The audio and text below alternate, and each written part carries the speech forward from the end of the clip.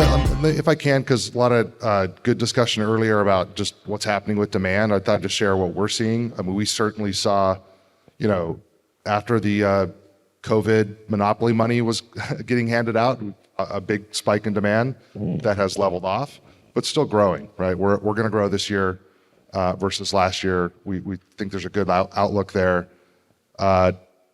Tightening up of credit in the last 6 months, last 2 months, very different. So, I think there's a demand shift, I think, that's underway right now. In terms of what we see competition doing is definitely reacting to that with an increase in promotional offers, bigger discounts, bigger focus on really more aggressive consumer financing options, a lot of no-nos out there. And I see that, where maybe it was like a 6 months, no interest, no payment to 24 months plus no interest, no payments, are really pushing it to, I think, speak to consumers' concerns about affordability right now, with, answering that with, lower pricing, bigger discounts, focus on financing.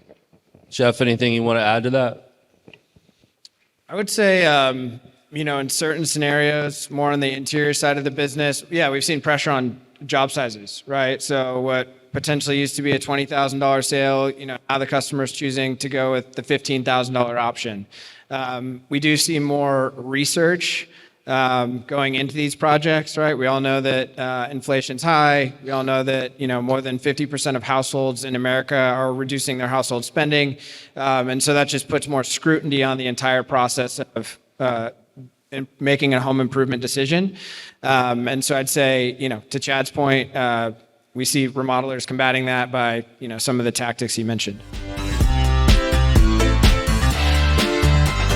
Yeah, I would say if you're not doing that, you're behind and you're vulnerable in the home from a positioning standpoint.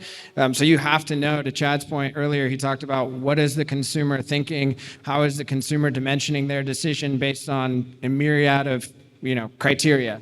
If you're not thinking through the lens of the consumer, then you're missing the boat. So you have to have training for your reps to combat and amplify your brand.